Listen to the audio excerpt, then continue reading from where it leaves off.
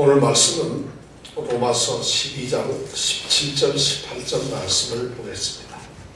한 목소리로 오늘 말씀을 읽도록 하겠습니다. 아무에게도 악으로 악을 갚지 말고 모든 사람 앞에서 선한 일을 도모하라. 할 수 있거든 너희로서는 모든 사람으로 더불어 평화하라. 아멘. 그리스도인이 된 사람들은 어떻게 세상을 살아야 할까요? 그리스도인으로서 산다고 하는 것은 어떤 것일까요? 로마서 12장부터 하나님의 말씀은 그러한 문제에 초점을 맞추어서 우리 그리스도인들이 어떻게 살아야 하는 건가를 말씀을 하고 있습니다. 이 12장은 바로 그 그리스도인의 삶의 태도에 대해서 첫 번째로 우리에게 들려주시는 말씀입니다. 그리스도인들은 예수 그리스도를 통해서 그를 믿음으로 말미암아 구원을 받고 새로운 생명과 새로운 사람들이 된 사람들입니다. 그들은 이제 성품도 옛것이 아니고 그들의 삶의 모습도 옛것이 아니라 새 사람이 되어서 예수의 생명으로 살아가는 사람들입니다. 그 사람들이 이 세상을 어떤 자세로 살아가야 하는 것인가, 이것이 오늘 로마서 12장에 나오는 첫 번째 관심이고, 또 두 번째는 그 그리스도인들을 향해서, 그리스도인이 된 우리 성도들을 향해서 다른 사람들이 어떤 행동을 해올 때에 우리는 그 행동에 대해서 어떻게 대응을 해야 하고 어떻게 대처를 해야 하는가 하는 것이 또한 우리가 마땅히 생각해야 될 문제라고 우리는 알고 있습니다. 오늘 우리가 지금 읽은 말씀은 바로 두 번째, 우리를 향해서 어떤 사람들이 어떤 행동을 해올 때 그 행동에 대해서 우리는 어떻게 대응을 하고 대처를 해야 하는 것이 그리스도인으로서 마땅한 태도일까 하는 문제를 우리가 생각해 보기를 원합니다. 우리는 이미 한 두세 주간에 걸쳐서 첫 번째로 우리는 14절에 나와 있는 말씀, 너희를 핍박하는 자를 축복하라 하는 말씀을 우리가 함께 생각을 했습니다. 우리가 핍박을 받을 때에 그 핍박하는 사람을 향해서 저주하지 말고 축복을 하라는 말씀을 우리가 도전받았고, 또 지난주에는 모든 사람들과 더불어서 같은 마음을 서로 가지라는 것을 우리가 또한 도전을 받았습니다. 즐거워하는 자들이 있다면 함께 즐거워해야 되는 것이고, 우는 자가 있다면 또한 함께 울어서 이 세상에 살면서 공감대를 가져야 한다는 것이죠.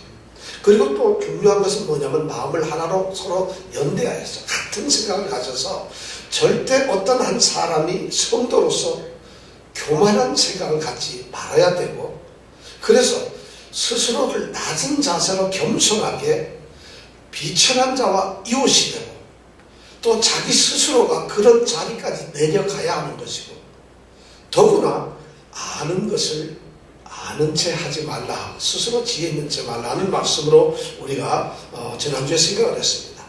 오늘은 세 번째 말씀으로 할 수 있으면 모든 사람으로 더불어 화평하라는 말씀을 우리가 생각해 보고자 합니다. 아무에게도 악으로 악을 갚지 말고 모든 사람 앞에서 선한 일을 도모하라. 자, 이 말씀이 어려운 말씀이죠. 할 수 있거든 너희로서는 모든 사람으로 더불어 평화하라. 이 말씀이 오늘 우리에게 주어지는 사람들과의 관계에서의 중요한 말씀입니다. 자신을 향해서, 성도들을 향해서 어떤 사람이 악을 행하고 악한 행동을 가지고 악한 의도를 가지고 접근해서 우리에게 악을 행할 때에 성도들은 어떻게 대응을 해야 할까요? 물론 이 세상에는 성도들을 향해서 친절하고 배려하며 가깝게 다가오는 사람들도 있습니다. 그러나 그런 사람만 있는 것은 아니죠. 만약 성도를 향해서 어떤 사람들이 의도적인 악의를 품고서 만약 우리에게 다가와서 우리를 대하고 우리를 그런 식으로 만약 처신하고 행동하도록 한다면 우리 성도들은 어떻게 해야 될까요? 오늘 그것이 우리가 핵심적으로 우리가 생각해야 될 그런 말씀 중에 하나라는 것을 우리가 깨닫기를 원합니다. 첫 번째, 이런 도전에 대해서 성경은 우리에게 뭐라고 얘기하는가 하면 아무에게도 악으로 악을 갚지 말라고 이야기하고 있습니다. 어떤 사람이 악을 행했을 때 악한 행동으로 동일하게 그들을 안 갚음하거나 보복을 하지 말라는 것입니다. 어떤 사람이 나를 속이면 나도 같이 속이는 것이 아니고, 어떤 사람이 내게 불이익이나 상처를 줬을 때 그 불이익이나 상처를 동일한 것으로 그들에게 갚지 말라는 것이에요. 내게 상처를 주는 사람에게 그 상처를 덮고서 그들을 갖다가 상처로서 갚아서는 안 된다는 말씀입니다. 다시 말씀드리면 우리 그리스도인들은 이미 새로운 성품을 가진 사람들이니까 우리가 죄악된 인간들이 가질 수 있는 그 본능적인 생각들, 그런 본능적인 태도들, 또는 우리가 일반적으로 세상에서 생각할 수 있는 그런 상식적인 행동으로 그리스도인들은 처신을 해서는 안 된다는 것입니다. 사실 그런 유혹이 있죠. 그리스도인이라고 해서 우리가 갑자기 성인이 되는 것은 아닌데, 그러나 오늘 성경 말씀에는 우리 그리스도인이 된 사람들은 바로 악으로 악을 갚아서는 안 된다는 것입니다. 이 말씀의 근거는 바로 예수님께서 하신 말씀에서 나옵니다. 구약 성경에 보면은 동해복수법이라고 하는 그런 표현으로 되는 말씀이 나옵니다. 구약에 보면 그런 말씀이 나옵니다. 출애굽기 21장에 보면은 어떤 사람이 있는데 아이를 뵌 여자가 있어요. 그런데 둘이 싸웠어요.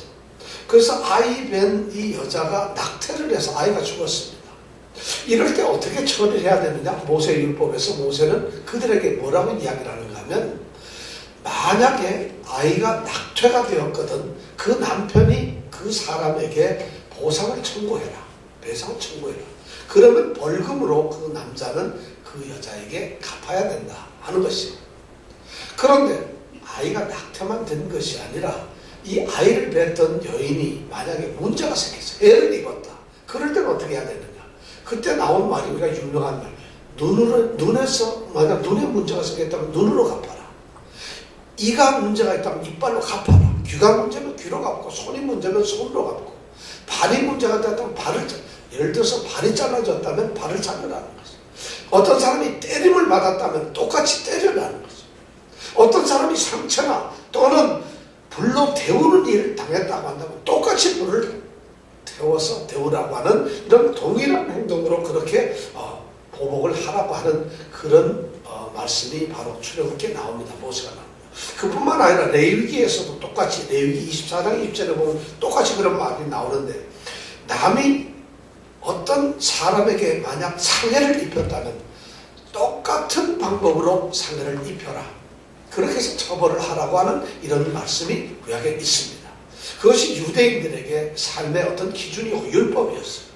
그러면서 신명기에 가보면 모세는 한술 더 떠서 뭐라고 하는가 하면, 다시 얘기하기를, 그렇게 하는 행동을 절대로 죄의식을 갖지 말고, 그렇게 하는 것을 어떻게 긍휼히 여기지도 말고 그냥 당연하게 그렇게 하라고 이렇게 말을 하고 있습니다.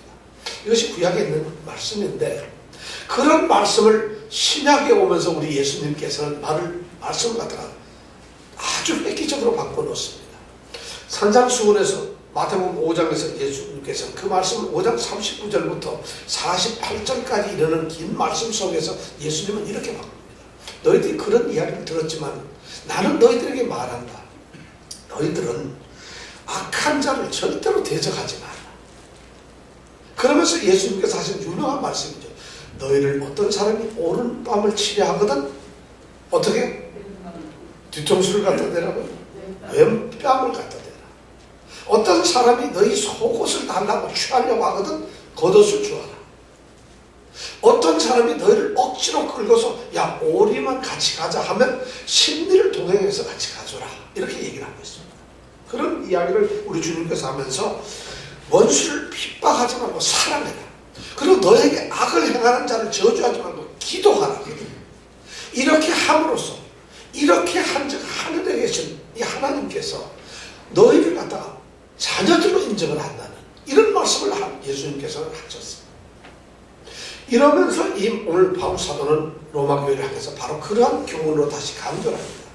그리스도 십자가의 이 보혈을 통해서 구원을 받은 그리스도인들은 악을 악으로 갚아서는 안 된다는 것입니다. 오늘 이 말씀이 그리스도인으로서 이 세상에 살아가는 그 사랑의 표현, 참된 그리스도인의 삶의 모습에서 가장 최고 절정의 그 모습이 바로 이런 것이라는 거죠. 이것은 결코 그리스도인들이 연약하거나 무기력해서 어리석어서 그리스도인들이 뭔가 의도적으로 피해를 입어야 하기 때문에 그렇게 하라는 것이 절대 아닙니다. 우리가 어떤 사람이 우리에게 악을 만약 행했다면 동일하게 악을 했을 경우 우리는 악한 그런 행위에 참여하게 되는 것이죠. 악의 세계로 우리가 들어가게 되는 것이라는 거죠. 매우 중요한 교훈이 여기, 우리가 그런 것을 똑같이 악하게 했을 때 네가 악을 행했기 때문에 우리가 하는 것이 아니라 나도 동일한 악한 세계로 그런 행동을 가지게 된다는 것이죠.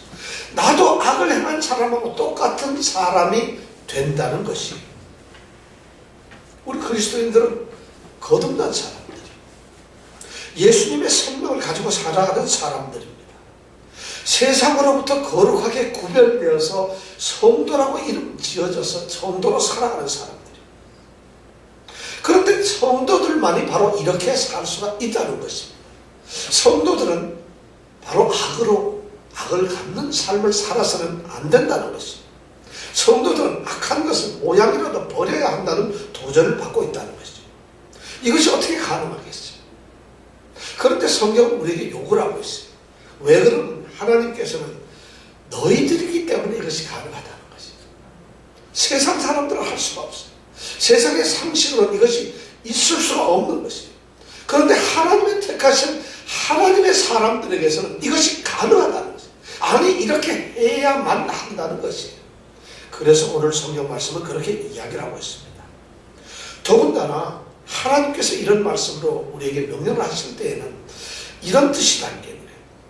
너희에게 어떤 사람이 악을 행했을 때 그 악에 대해서 악한 행동으로 만약 되갚음을 한다면 너희들은 하나님을 무시하는 것이다.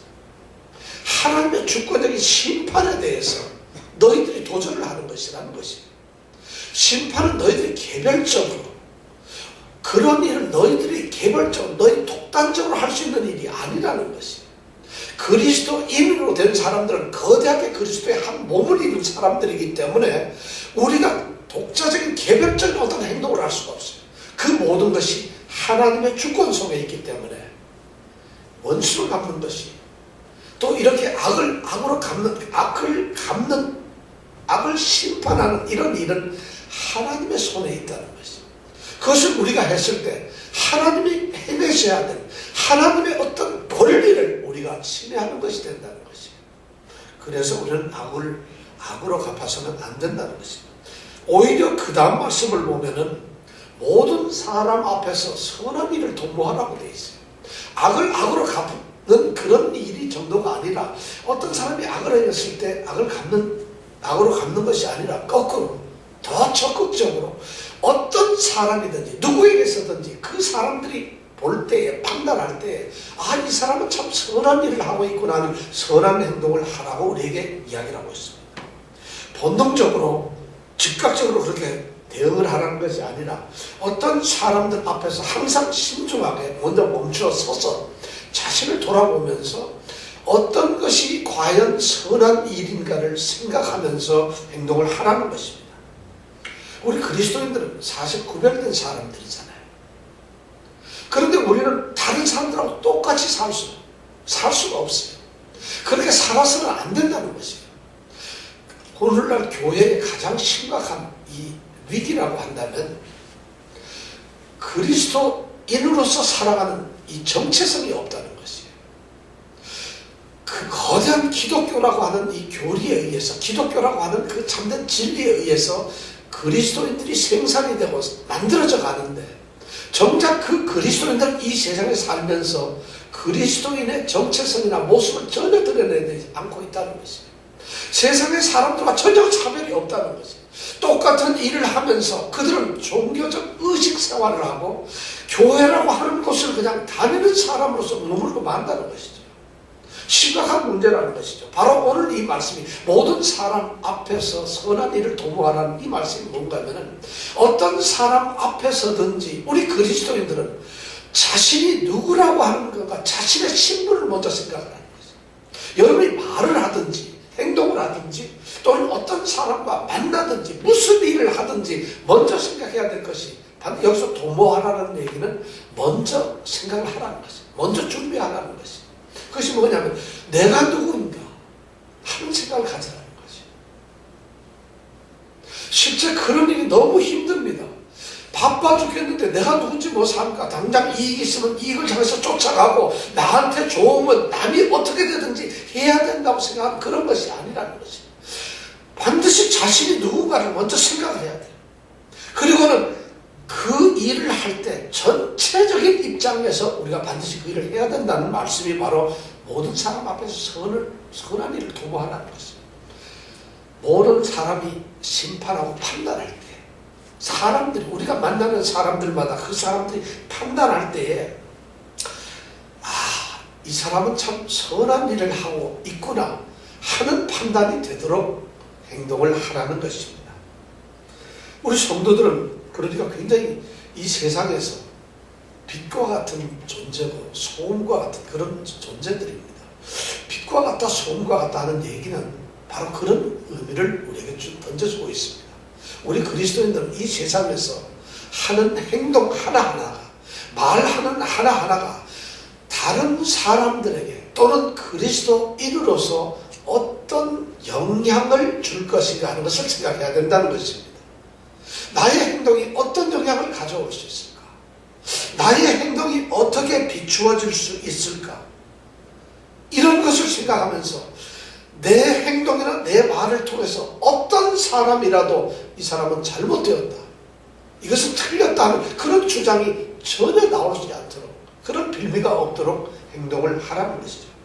그래서 모든 사람들이 저 사람은 선한 일을 하는 사람이다, 저 사람은 그리스도인이다 하는 것을 인정할 수밖에 없는 그런 행동을 하라는 것입니다. 우리가 바로 그런 존재로서 이 세상에 새롭게 태어난 사람들이라는 것이에요. 우리 성도들은 바로 그런 사람들이에요. 여러분, 성도들은 그냥 태어난 사람들이 아니라 하나님의 아들이 자기의 생명을 던져서 죽었습니다. 그래서 그 사실을 내가 받아들이고 나를 위해서 그분이 희생하셨다는 것을 믿는 사람들이에요. 그 믿음 때문에 하나님께서 나를 구원하신 것이에요. 하나님이 특별한 은혜를 가지시고 관심을 가지시고 우리를 갖다가 건져내신 거죠.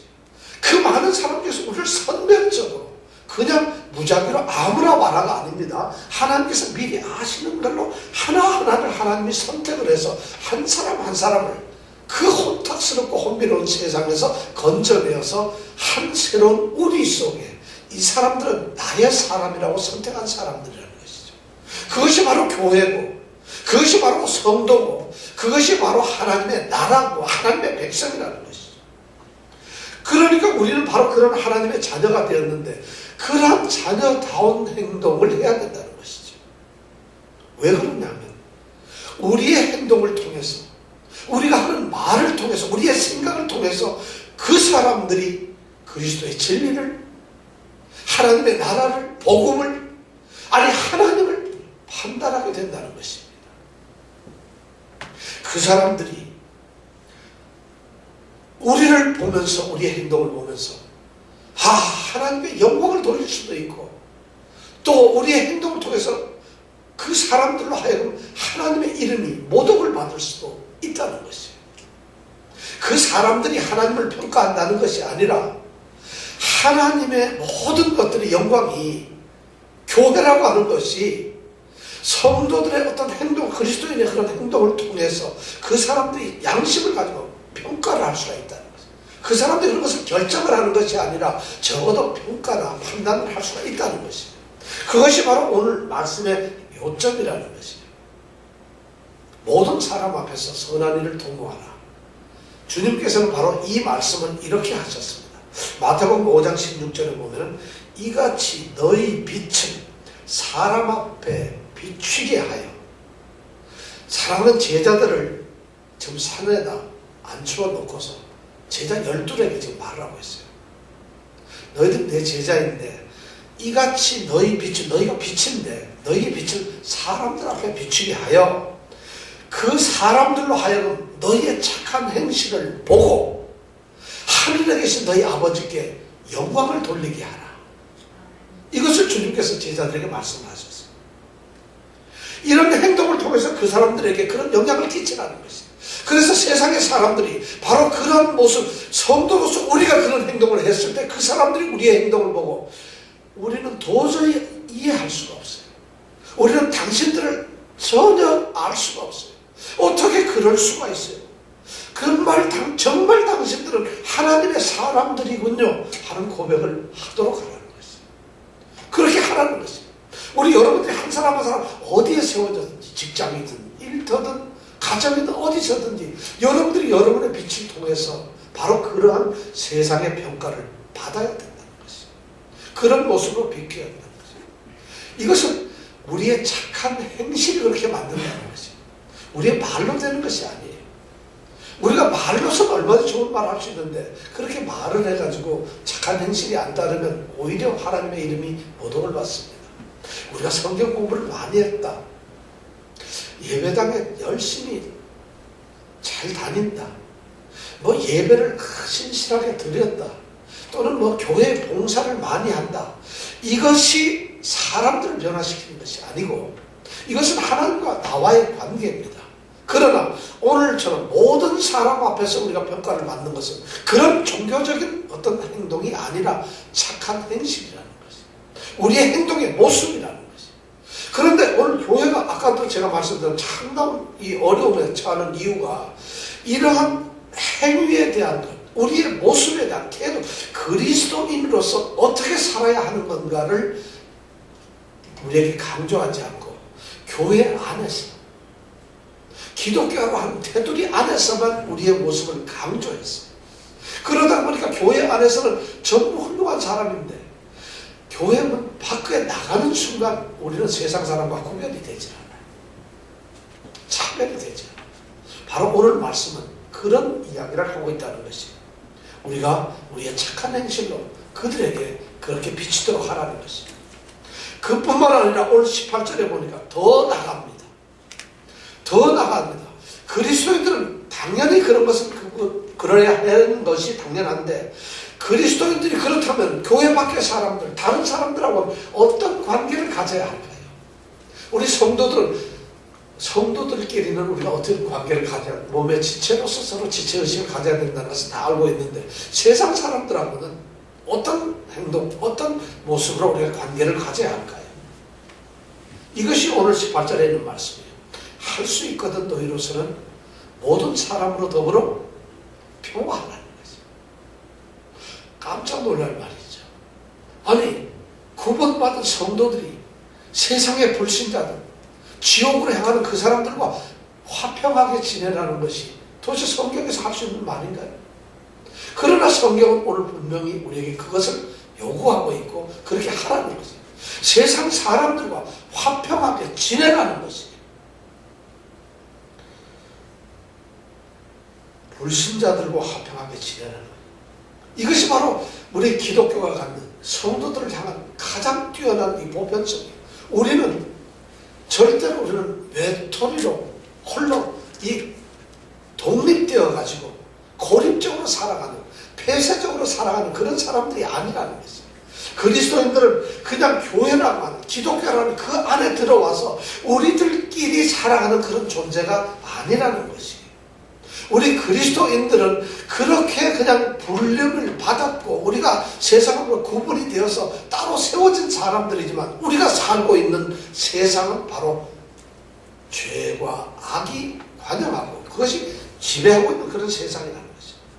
그러니까 기독교인들은 그런 어떤 고립된 이상세계에서 살라는 이런 명령을 받고 있지 않아요. 그렇다고 해서 그리스도인들은 세상에 가가지고 그 사람들과 너희들은 죄에서 그리스도의 진리를 모르는 사람들이니까 그 사람들과 분쟁하고 싸우고 투쟁을 하라고 이렇게 얘기하지도 않아요. 오히려 그들과 화목하고 화평하게 지내라는 이런 명령을 받고 있습니다. 할 수 있거든 너희로서는 그렇게 하라는 것이에요. 이 말씀이 도대체 어떻게 받아들여져야 될까요? 이런 의미죠. 우리가 그리스도인으로서 세상적인 일, 육신적인 일에 대해서는 우리가 선을 그어야 됩니다. 그것을 받아들이고 그것과 친하라는 것이 아니라 우리는 육체를 따라서 사는 것들, 세상의 일들, 세상의 지혜와 세상의 신이 지배하는 그런 것과는 우리가 화목할 수는 없지만 그런 속에서 사는 세상의 사람과는 화목해야 된다는 것이죠. 사람들과의 관계에서 우리가 화평을 해야 된다. 그것이 우리 그리스도인들에게 요구되는 것이에요. 자, 그런데 중요한 것은 그러한 사람들과 화평을 함에 있어서 중요한 조건이 두 가지가 있다는 것입니다.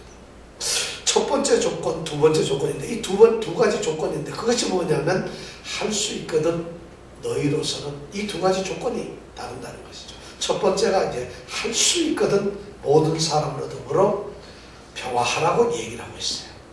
여기 할 수 있거든이 뭐겠어요? 할 수 있거든이라는 말은 이런 우리가 가지고 있는 능력을 최대한대로 발휘해서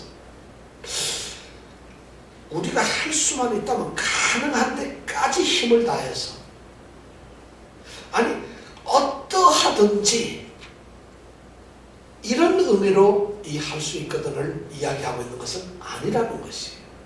여러분 할 수 있거든이라는 이 말을 오해해가지고 어떻게 하든지 세상 사람들하고 화목해야 되겠구나, 화평해야 되겠구나. 그래서 좀 비굴하기도 하고 좀 이렇게 연약해서 빌빌빌 져주면서 어떻게 화목을 해 눈치를 보면서 그들과 무조건 화목하라는 이런 말이 아니에요. 여기서 할 수 있거든이라는 말은 절대로 그런 뜻이 아니에요. 무조건적으로 어떻게 하든지 화평하라는 이런 말이 아니라 이 할 수 있거든이라는 말은 이런 의미를 가지고 있어요. 할 수 있거든이라는 말은 할 수 없는 경우가 있다는 것이에요. 화평을 해야 되지만은 믿는 그리스도인들은 믿지 않는 불신자들과 화평을 어떻게 하는지 하는 건 좋은데 할 수 없는 것이 있다는 것을 전제로 갖고 있어요. 할 수가 없는 경우가 있어요. 우리가 도저히 화평할 수 없는 사람도 있고 도저히 화평할 수 없는 그런 일도 있습니다. 바로 그것을 이야기하는데 그런 경우에 그들과 화평을 하는 것이 옳으냐? 아니라는 것이죠. 여기서 할 수 있거든요 말이 바로 그런 것이죠. 화평을 도저히 할 수 없는 것, 화평을 할 수 않은 경우에는 할 수가 없다는 것이죠. 이 말씀은 무슨 말인가 하면 화평이란 우리의 능력으로 되는 것이 아니라 어떤 경우에 의해서 된다는 것이죠. 어떤 희생을 치르더라도 어떤 대가를 치르더라도 화평이 최우선이 되어서 무조건적으로 화평을 하라는 이런 말씀이 아니라는 것이죠. 할 수 있거든이라는 말은 그런 의미를 가지고 있어요. 그럼 도대체 어떤 경우가 그렇습니까? 우리가 잘 아는 대로 화평을 위해서 복음이, 진리가, 믿음이 포기되어서는 안 된다는 것입니다. 그것이 할 수 있거든 우리가 할 수 없는 경우예요. 어떤 사람들과 불신자들과 우리가 화평을 해야 되는데 그 화평의 대기준이 뭐냐면 진리 안에서 복음 안에서 하는 거죠. 우리의 믿음 안에서 하는 거죠. 그것이 우리가 할 수 있는 것이에요. 그 안에서 우리가 화평을 하는데 그것이 그 안에서는 어떻게 하든지 할 수 있거든 우리가 그 사람들과 화평을 해야 됩니다. 그것이 아니고 만약에 복음을 벗어나서 믿음을 포기한 채 진리를 외면하고 훼손해가면서 그들과 화평하기 위해서 그래서는 안 된다는 것입니다. 이 할 수 있거든요 그런 말이에요. 예를 들면 이런 것이죠. 건강을 위해서 주일날 등산을 가야 되는데 화목을 위해서 같이 등산을 따라가요. 교회를 안 오고. 어떻습니까 여러분? 그런 것을 얘기하는 것이죠. 선한 그리스도인으로서의 삶을 살아야 되는데 당연히 해야 되는데 다른 일이기 때문에 그 사람과 화평하고 화목하고 친하기 위해서 가는 것이 그 사람의 편이 되어서 절대 그런 것을 이야기하는 것이 아니라는 것이죠. 그러니까 그리스도인들은 지켜야 될 신앙을 지키되 화목해야 돼요. 우리가 그런 것이 너무 많잖아요. 다른 사람의 눈치나 다른 사람의 편이나 결국엔 자기 일 때문에 우리가 그런 일을 하는 경우가 너무 많아요. 이 화평이란 자기 일이 아닙니다. 화평한 일조차도 하나님의 일이라는 것이죠. 바로 그것을 우리에게 얘기하고 있다는 것이죠. 그러니까 우리는 그리스도를 섬기는 일이 화평보다 훨씬 앞서는 가장 중요한 일이라는 것이죠. 화평이 더 중요한 것이 아니라 할 수 있거든 라는 이 말씀이 바로 그런 뜻입니다. 그렇기 때문에 우리는 그 안에서는 누구와도 화평을 할 수가 있다는 것이죠. 다시 말해서 사랑 안에서 참된 것을 하는 것입니다. 에베소서 4장 15절 그렇게 말하죠. 오직 사랑 안에서 참된 것을 하라. 그리스도는 머리니 곧 그 그리스도에 우리가 이룰 수 있도록 그 참된 것에 이룰 수 있도록 참된 것을 하는 것은 사랑 안에서 해야 되는 것이고 사랑은 또한 참된 것 안에서 이루어져야 된다는 것이죠. 사랑이 참된 것을 포기하고서 이루어질 수는 없다는 것입니다. 이것이 기독교가 말하는 할 수 있거든 모든 사람으로 화평하라는 말의 첫 번째 조건입니다. 할 수 있거든. 두 번째 조건이 뭐냐면 너희로서는 이 말씀이에요. 너희로서는. 할 수 있거든은 우리가 이해했는데 너희로서는 그건 무슨 뜻일까요? 너희는 이 너희로서 이건 뭐냐면 너희 자신이 화평의 방해꾼이 되지 말라는 것이에요. 너희 자신이 화평을 어떻게 방해하는 걸림돌이 되어서는 절대 안 된다는 거죠. 오히려 너희 때문에 너를 인해서 화평이 되도록 하는 화평의 주인공이 되라는 것이죠. 모든 사람과의 관계에 있어서 화평하는 일에 상대가 화평을 요구하고 화평한 분위기니까 내가 그 분위기에 편승해서 자연스럽게 화평하고 평화롭게 화목하게 지내라 이런 뜻이 아니에요. 너는 적극적으로 이 화평을 만들어가는 사람이다. 피스메이커가 되라는 것이에요. 우리 그리스도인들은 세상 사람들에게 그렇게 접근을 해야 되는 거죠. 그래서 우리가 스스로 그 사람들과 화평하도록 해야 돼요. 저는 이런 얘기 많이 들어봅니다. 목사님이나 성도님들이 어떤 식당 가는데 그 식당 주인이 불교를 믿는 사람이래요. 그래서 가지 말자, 사라지지 말자. 불교를 믿는 사람들이 회사가 길을 뚫어서 그 길 안 가고 딴 길로 가야 되나요? 이렇게 지금 뭔가 잘못하고 있는데 이것이 뭐냐면 진리를 훼손치 않고 복음을 벗어나지 않는 것은 화평을 해야 되는데 그렇지 않고서 너희가 화평을 도모해야 돼. 이것이 바로 여기서부터 우리가 나오는 게 복음의 전도가 나오게 되는 거죠. 그들과 화평하고 그들과 화평할 뿐만 아니라 화평의 근본이신 그들을 하나님과 화평하도록 만들어주는 것이죠. 그것이 우리가 바로 피스메이커가 된다는 거죠. 성도들이 바로 너희로서는 이 말은 너희가 중심이 되어라는 얘기예요. 너희가 그 화평의 일을 하라는 것이죠. 그래서 우리 주님께서도 산상수훈에서 5장 9절에 얘기하죠. 화평케 하는 자는 복이 있나니 저희가 하나님의 아들이 될 것입니다. 화평케 하는 자가 누가 된다고요? 하나님의 자녀가 되는 것입니다. 화평케 해야만 비로소 하나님의 아들로 일컬음을 받는 것입니다. 다른 사람들과 싸우고 분쟁하고 다른 사람들과 불화한 사람들은 하나님의 아들이 되지 않는다는 것입니다. 화평케 하는 자, 그 사람이 곧 하나님의 아들로서 일컬음을 받는다는 것입니다. 결론적으로 얘기를 말씀드리면 그리스도인들은 악을 미워하고 선에 속해야 됩니다. 그렇기 때문에 우리는 당연히 우리에게 악한 사람들에게 악으로서 갚을 것이 아니라 선으로서 갚아야 됩니다. 어떤 경우에서도 우리는 어떤 경우에서 선한 행동을 해야 됩니다. 다른 사람에게 행위에 대해서 갚을 때는 어떤 경우든지 무조건 우리는 선한 행동을 해야 된다는 것이죠. 악으로 다른 사람을 이겨서는 안 된다는 것이죠. 그런데 반드시 모든 사람들하고는 화목을 해야 되는데 우리가 화목을 못하는 그런 일이 있을 수 있는데 화목할 수 있는 범위 내에서 바로 그리스도 안에서 복음 안에서 화평을 이루라는 것이죠. 적극적으로 그들과 화평을 가지라는 것이 오늘 말씀입니다. 최근에 아주 굉장히 제가 좋은 책을 읽어서 여러분들에게 소개를 합니다. 김호경이라고 하는 한국 작가가 있습니다. 김호경이라고 하는 분인데 한 50 조금 넘은 분인데 이분이 소설가인데 여러분들이 잘 아시는 명량이나 국제시장을 쓴 분이에요. 그러니까 요즘 한참 뜨는 사람이죠. 그 사람이 아주 최근에 한 열흘 됐나요? 책을 하나 써냈는데 그 책이 뭐냐면 카펜터의 위대한 여행이라고 하는 책을 썼어요.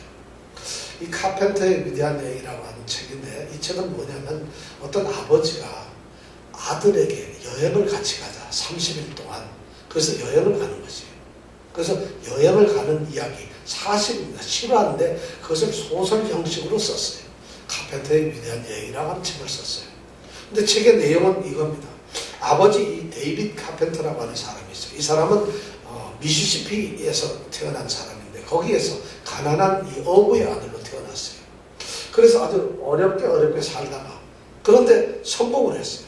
그래서 미시시피에서 모든 사람들이 존경을 합니다. 이 사람이 무슨 일을 하는가 하면 라스베이거스에서 호텔 왕이에요. 호텔을 최고로 많이 지금 소유하고 있고 호텔을 운영하는 사람이에요.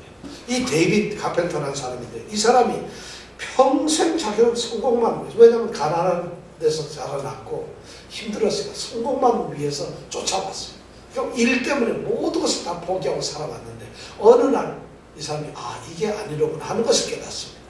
그래서 여행을 가고 싶다. 그래가지고 그 여행을 가기 위해서 아들에게 헨리라고 하는 아들에게 여행을 같이 가자. 이 헨리라고 하는 아들은 아직도 이 미시시피에서는 굉장히 유명한 농구 스타입니다. 너무 농구를 잘해요. 그래서 이름이 워낙 뛰어난 아주 베스트 플레이어입니다.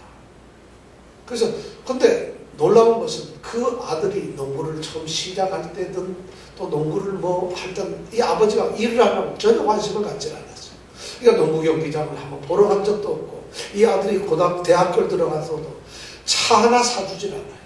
그러니까 버스 타고 다니고 이렇게 아주 그러니까 집에서 관심이 없어요. 그러니까 이 아들은 늙것이 분노로 가지고 있어요.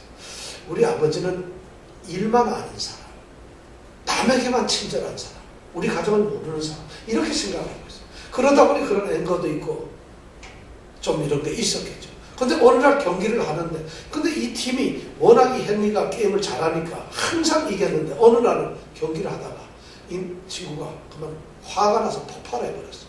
그래서 주먹질을 한 거예요, 선수들한테. 그래가지고 그 게임이 몰수패가 되고 이 승승장구하던 이 팀이 그때서부터 그냥 흐지부지 되기 시작합니다. 그러니까 이 헨리가 아주 좌절하고 있어요. 너무 참 사람들의 비난도 받고 좌절하고 있는데 그때 이 아버지가 여행을 가자고 제시합니다. 30일 동안만 나하고 같이 여행을 가자. 그러면 내가 너에게 차를 사주겠다. 이렇게 이제 그래서 이 헨리가 데이빗 아버지하고 같이 이제 여행을 떠나게 됩니다. 그 얘기를 이제 쓰는 건데 근데 여행을 가는데 여행을 목적지나 지도나 또는 왜 여행을 가는지 어디로 가는지 이것을 전혀 얘기를 하지 않아요. 그럼 아버지는 그냥 차를 타고 가는 거죠. 그러니까 어디로 가요? 그러면 가만히 탁 꺼내는 걸 보면 손바닥 안에 조그만한 메모지가 하나 있는데 그걸 보고서 가는 거예요. 이 아들이 저 메모지에 뭐가 쓰여 있을까 궁금하잖아요. 근데 아버지는 하여튼 그렇게 여행을 갑니다. 그래서 여행을 가는데 비로소 이 아들이 첫 번째 여행에서 아버지가 이 여행을 왜 했는가를 그 목적을 알게 됩니다. 그 아버지가 지도나 이런 것을 가지고 있지 않고 이 손에 가지고 있는 조그만 메모지가 있는데 거기에 뭐가 쓰여 있었느냐 하면 Thanks to, Sorry for 이런 제목으로 해서 감사해야 될 사람의 이름이 10명 그 다음에 자기가 잘못을 빌어야 하고 사과해야 될 사람의 이름이 10명이 각각 쓰여 있는 것이죠. 이 사람이 평생 동안 일 때문에 그런 것을 모르고 살다가 이제 비로소 돌아보면서 이 아버지가 자기가 감사해야 될 사람 또는 사과해야 될 사람에게 한 번도 그런 이야기를 전해보지 못했는데 그 일을 하기 위해서 좀 여행을 하는 거죠. 아들을 데리고. 그래서 감사해야 될 사람 이름 10명을 쓰고 사과해야 될 사람 10명을 이름을 쓰고 그리고 여행을 하는 거죠. 그래서 그 사람을 하나씩 찾아가는 거예요. 여러분 그런 얘기를 이제 소설로 쓰는 건데 이 아들이 헨리가 그것을 따라가면서 처음에는 너무 이해가 안 되는 거예요. 그러다가 이제 어렸을 때 미시시피에 살던 이제 그 학교 있는 데로 갔어요. 그래서 거기서 선생님을 하나 만나는데 거기서 이 아버지가 제가 이렇게 해서 잘못했습니다 하고 사과를 하는 거예요. 그러니까 이 아들이 옆에 있다가 아버지 도대체 이것 때문에 우리가 여행을 해요? 그런데 그 사과를 받는 그 나이가 벌써 30-40년 넘었어요. 40년 됐어요. 얼마나 됐어요? 기억이나 제대로 하겠어요? 근데 그 사람이 충격을 받습니다. 깜짝 놀라고 아주 너무 놀라고 그리고 감동되고 감격이 되니까 둘이 끌어안고 손을 봅니다. 비로소 아들이 거기서 무언가를 깨닫습니다. 감사한 사람, 사과하는 사람. 그래서 이 아들이 비로소 아버지가 정말 가난한 어부의 아들로 태어나가지고 이렇게 성공을 했던 비결이 뭐예요? 그리고 인생이 정말 참답게 행복하게 사는 비결이 무언가를 비로소 깨닫는다. 이런 책을 쓴 거죠. 그래서 이 책이 나온 지 얼마 됐는데 제가 읽어보면 너무 감동적이에요. 그 장면에 보니까 그 사과와 그 감사를 받는 사람들의 태도, 이 사람의 진지함, 그 사람의 그러다 보니까 모든 관계가 회복이 되면서 정말 아름다운 그런 이야기들을 기록해요. 절대 두껍지 않은 책인데 여러분 한번 읽어보세요. 오늘 우리가 모든 사람으로 더불어 화평해야 됩니다. 우리는 우리의 모습을 그리스도이기 때문에 그런 모습을 우리를 만들어 가야 됩니다. 여러분 지금까지 어떻게 여러분들의 삶을 꾸려왔어요? 그리스도인으로서 다른 사람과 어떤 관계를 가져왔어요? 분노하셨나요? 감각적으로, 본능적으로 행동했나요? 여러분, 우리가 그리스도인입니다. 지금 이 명령을 받고 있어요. 이 명령 앞에 순종하는 성도들이 되시길 원합니다. 기도하겠습니다. 주님, 오늘 할 수 있거든 너희로서는 모든 사람으로 더불어 평화하라는 말씀을 듣습니다. 이것은 처세술이나 우리의 위선적인 행동을 요구하는 것이 아니라 너희는 그리스도인이기 때문에 새로운 성품의 새로운 사람들이기 때문에 아니 하나님을 대신하는 사신이며 향기이기 때문에 너희들은 그렇게 살아야 되고 그것이 너희들이 마땅히 살아야 될 너희들의 본분이라는 말씀으로 우리에게 도전됩니다. 사실 이것이 우리의 힘이나 우리의 노력이나 우리의 마음 가지고는 불가능합니다. 그러나 우리 속에 성령께서 역사하시고 성령께서 우리를 주장하여 주시고 순간순간마다 성령이 충만할 때만 가능한 것입니다. 주님, 우리와 함께 하셔서 우리가 이렇게 새로운 생명으로 빚어진 모습으로 살게 하여 주시옵소서. 아멘. 어떤 환경 속에서도 이렇게 세워져 가는, 그래서 우리 주님을 증거하는 참된 삶의 그런 모습으로 살아가는 우리 예수 생명교회 성도들 되게 하여 주시옵소서. 그래서 이 향기가 뉴욕에 퍼져나가고 이 위대한 사랑의 증거들이 뉴욕에서 살아나고 이 도성이 아름답게 그리스도화 될 수 있도록 우리를 사용하여 주시옵소서. 예수님 이름으로 기도드렸습니다. 아멘.